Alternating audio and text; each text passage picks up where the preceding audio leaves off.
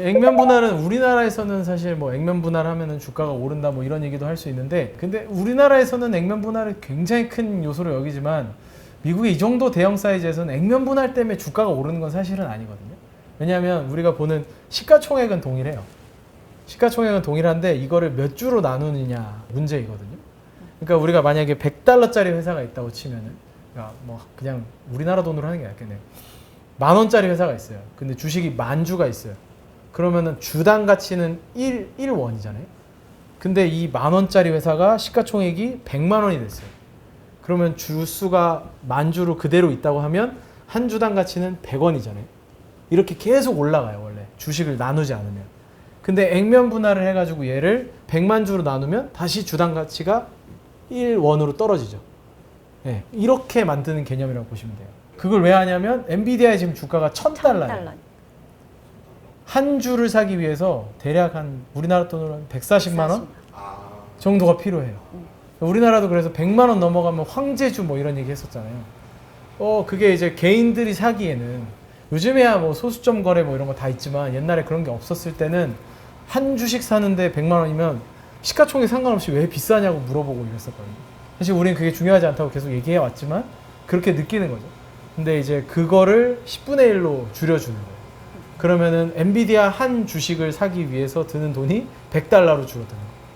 15만 원 정도, 14만 원 정도 돈을 내면 엔비디아 주식 하나를 가질 수 있는 거죠. 그러니까 결국에는 이제 기업 가치의 변화는 없어요. 그렇지만 거래는 조금 더 활성화시킬 수 있는 거죠. 그죠. 그러니까 나는 엔비디아 주식을 사고 싶은데 엔비디아 한 주를 사려면 140만 원을 모아야 되는 거예요.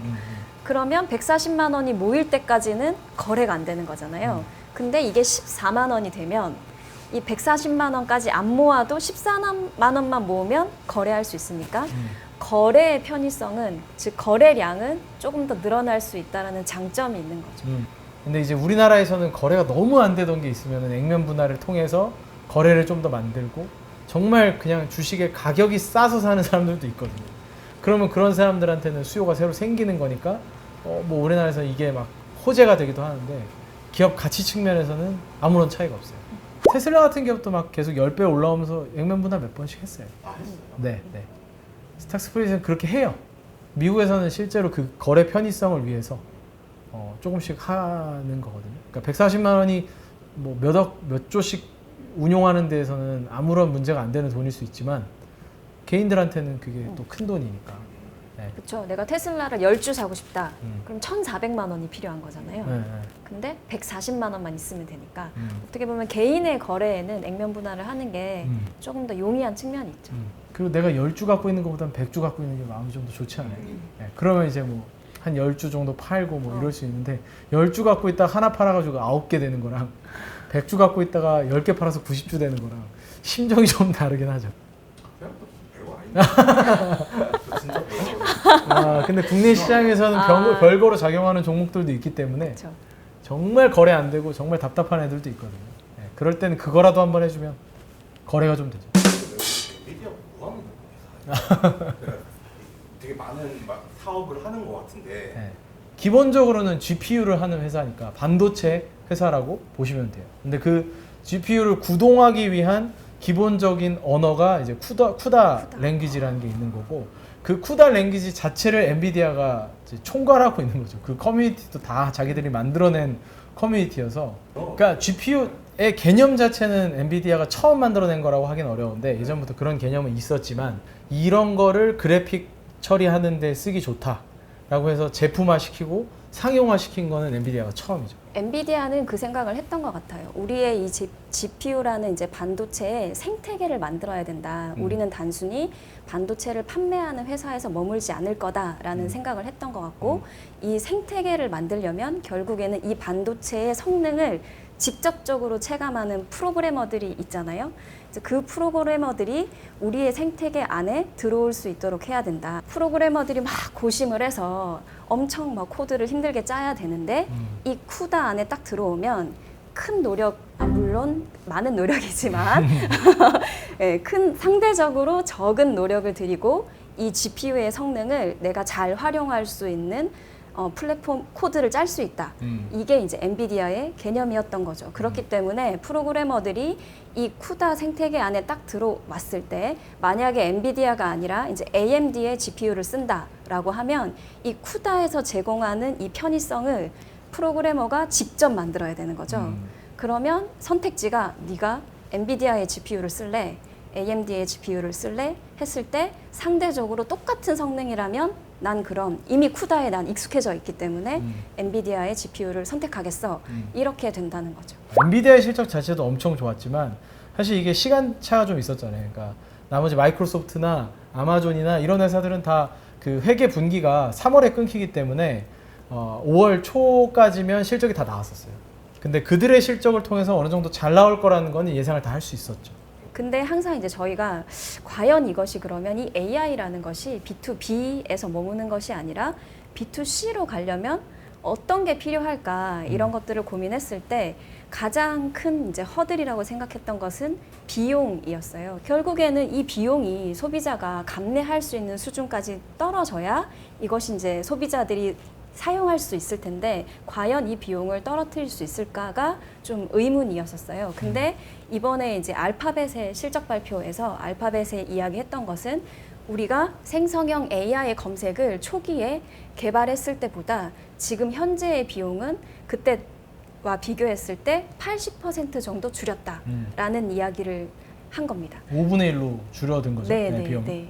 그래서 그러면 저희가 이제 이걸 보고 그러면 이제는 B2C 서비스를 할 수 있는 기반은 만들어졌구나라는 생각을 했었어요. 왜냐하면 소비자 서비스를 하려면 기업이 적자를 계속 감수하면서 서비스를 하는 것은 지속 가능하지 않잖아요. 결국에는 기업도 어느 정도의 흑자가 나야 이 서비스가 훨씬 더 발전할 수 있고 지속할 수 있기 때문에 비용을 얼마나 잘 컨트롤할까가 중요했던 포인트였고 실제로 알파벳이 이번에 그 이야기를 정확하게 해줘서 저희가 이제는 B2C로 갈 수 있는 AI 시대가 열릴 수 있구나라는 생각을 했었어요.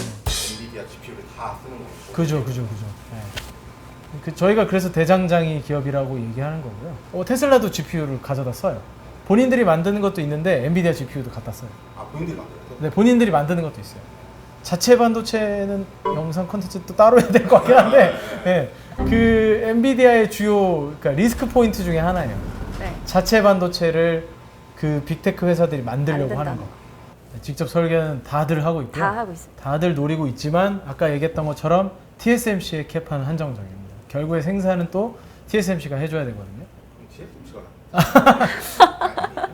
그래서 저희가 TSMC와 엔비디아를 동시에 가져가는 게 자체 반도체가 성공하면 엔비디아는 안 좋잖아요. 네, 근데 자체 반도체가 안 좋으면 엔비디아는 또 좋거든요. 네, 그래서 주도하는 건 엔비디아가 맞죠. 왜냐하면 얘네가 생산해주는 애보다는 얘가 더 마진을 많이 먹기는 해요. 그러니까 그 마진으로만 따져봐도 TSMC는 만들어주고 받는 마진이 한 60%대 정도 되거든요. 근데 물론 엄청나게 많은 거죠. 이게 엄청나게 많은 거지만 엔비디아는 GP 마진이 한 80%, 70, 80%대 정도 돼요. 근데 거기는 이제 생산 시설을 만들어야 되는 거니까. 또 돈이 드는 네, 돈이 엄청 부가가치라는 측면에 있어서는 맞아요. 네. TSMC보다는 엔비디아가 조금 더 위에 있다. 네. 왜냐하면 개인이 그러니까 내가 뭔가를 생산적인 활동을 할 때 공장을 필요로 하는 것과 공장이 필요 없이 설계를 가지고 할 수 있는 것과 차이가 있을 수밖에 없잖아요. 비즈니스 모델 자체가 재무 구조 자체가 다를 수밖에 없어요. 굉장히 어떻게 보면 TSMC는 육중한 몸의 기업이 움직이는 개념이라면 엔비디아는 좀 더 육중하진 않지만 날래지만 목적지를 향해서 굉장히 빨리 갈 수 있는. 그게 이제 팹리스와 파운드리의 비즈니스 모델 차이거든요. 파운드리가 TSMC. 네, 파운드리가 TSMC, 팹리스가 엔비디아. 근데 이거는 좀 지극히 제 개인적인 약간의 상상력인데요. 제가 처음에 AI라는 것이 AI 서비스를 딱 봤을 때, 이게 과연 제가 스마트폰을 처음 접했을 때만큼의 어떤 파괴력이 있는 걸까? 파괴력이 있을 수 있다면 어떤 포인트에서 파괴력이 있을 수 있는 걸까? 예전에 기억하시는 분들도 있을지 모르겠지만 MS-DOS에서 윈도우 갔을 때 어떤 파괴력? 연식이 좀 많이 가긴 했는데 우리 많이 이거 좀 짧다. 괜찮아요. 네. 그리고 저희가 핸드폰을 이제 피처폰에서 스마트폰을 처음 접했을 때 그 어떤 느꼈던 그 파괴력. 근데 과연 AI가 그런 느낌이 있을까라는 생각을 했을 때 아직까지는 저희가 사실 소비자 입장에서 느끼는 이 AI는 그 정도까지의 파괴력은 저는 아닌 거예요. 근데 얘가 혁신적이라면 어떤 이유 때문에 혁신적일까라는 생각을 했을 때 이 AI는 자연어로 내가 컴퓨팅을 할 수 있다는 것이 핵심이다라는 생각을 했었어요. 그래서 이번에 이제 엔비디아 실적 발표에서 그 젠승환 황이 이제 역시나 저랑 좀 비슷한 결의 이야기를 했는데 AI 이전 시대는 명령어가 구동하는 시대였다면 이제 AI 시대가 되면 나의 의도를 이해하는 컴퓨팅이 될 거다라는 이야기를 했었거든요. 이게 뭐냐면 내가 나의 언어로 컴퓨터에게 명령을 하고 그리고 컴퓨터는 내가 미처 말하지 못한 이 의도까지 파악한 결과를 내놓는다는 거예요. 결국에는 AI를 통해서 비디오를 분석해서, 그러니까 우리가 보는 영상이든 듣는 소리든 맞는 뭐 냄새든 여러 가지의 신호들을 인풋 데이터를 분석해서 아웃풋을 만들어내서 우리의 뭔가 불편했던 것들 혹은 우리가 하지 않아도 됐던 것들을 다 처리해주는 그런 식의 노동을 제거해주는 그런 가치가 있어야만 B2C로 뭔가 서비스가 된다라는 게 장기적인 관점에서 저희가 주목하는 거고, 그러니까 저희가 이제 테슬라의 로봇이나 지금 자율주행 그런 플랫폼 솔루션들을 주목하는 거라고 보시면 좋을 것 같고요. 이게 그 엔비디아 실적 발표가 있기 전주였나요? 그 GPT-4가? 전주죠. 네. 그 전주에 오픈 AI에서 챗GPT-4.5라는 걸 발표했어요. 근데 그게 뭐냐면 4옴니라는 거거든요. 근데 이 옴니라는 게 아까 그레이스가 얘기했던 그 부분이에요. 옴니라는 건 굉장히 다양한 인풋이 들어와도 인식하고 해석할 수 있는 능력이거든요. 그래서 이번에 행사에서 많이 했던 게 말로 했을 때 뭔가의 결과값이 나오는 거. 근데 지금까지 말로 했을 때 결과값 나오는 건 우리가 실이나 뭐 알렉사나 이런 거 많이 봤지만 중요했던 거는 말로 그냥 딱 해서 어떤 결과가 딱 나오는 게 아니라 중간에 개입을 하기도 하고 사람처럼 말을 하는 거예요. 우리가 말하다가 그냥 그 사람 대답 끝까지 다 기다리지 않잖아요. 그런 것처럼 중간에 개입을 하기도 하고 그 사람의 의도를 파악하기도 하고 그 사람의 뉘앙스를 파악해서 너 좀 기분이 안 좋은 것 같아 뭐 이런 걸 한다거나 이런 거를 좀 하는 모습을 보여줬거든요. 근데 그와 함께 또 나왔던 게 애플이 지금 AI를 개발을 별로 안 하고 있는데 애플이 뭐 물론 이제 그 안에서는 여러 가지 연구들을 하고 있겠지만 애플이 AI에 대해서 본격적으로 서비스를 보여주지 못하고 있는데 이번에 6월 달에 그 세계 개발자회의라고 WWDC라고 애플이 항상 매년 하는 게 있거든요. 그럼 거기에서 자기들이 채택할 AI 모델을 이제 공개를 할 거예요. 근데 GPT-4.5가 지금 5월 달에 나왔잖아요. 그리고 오픈 AI랑 얘기를 주고받고 있다고 얘기가 나오고 있어요. 그러면 이게 아이폰에 적용이 될 거거든요. 예, 그러면 아이폰에 적용이 되는 방식으로 가게 되면 어떤 식으로 우리가 이 그 4.5의 서비스를 사람들이 쓰는지, 사람들이 쓸 때 돈을 얼마나 기꺼이 내는 서비스가 나올지 그 부분을 이제 조금씩 알게 될 거예요. 그치, 이게 어렵지. 어려워요. 근데 사실 나랑 지금 피터가 어떻게 보면 최대한 좀 쉽게 설명하려고 했는데도 사실 이걸 처음 듣는 사람은 진짜 어려워요. 되게 생소하고. 그래서 사실 이런 것 같아요. 그러니까 테슬라가 개인 입장에서는 조금 더 이해하기 쉬운 기업인 것 같고 엔비디아는 개인 입장에서는 이 회사의 어떤 경쟁력에 대해서는 조금 더 이해하기가 그죠? 힘든 것 같아요. 그러니까 저희도 이렇게 설명하지만 저희가 쿠다 랭귀지를 쓰는 사람들이 아니잖아요. 그리고 GPU 가지고 뭐 개발하는 사람들 아니잖아요. 그러니까 저희도 이제 학습을 통해서 그들이 이야기하는 것들, 뭐 인터뷰나 이런 걸 통해서 아 이런 정도의 진입 장벽이 있구나, 혹은 뭐 다른 사람들 만나면서 이렇게 하는 거니까. 매월 월간으로 찍잖아요. 네. 저 처음 들어보는 기업들이 있었지만 네. 저는 비만 치료제가 제일 기억나요.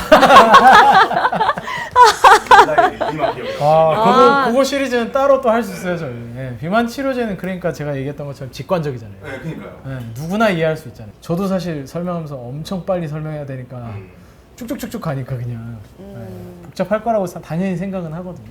근데 이제 저희가 그 역할이니까 그걸 리서치하고 밸런스 맞춰서 포트 짜고 하는 게 저희가 하는 일이니까 예, 그렇게 생각하시면 좀 나을 것 같아요. 오늘 그럼 여기서 네, 네, 고생하셨습니다. 네, 수고하셨습니다.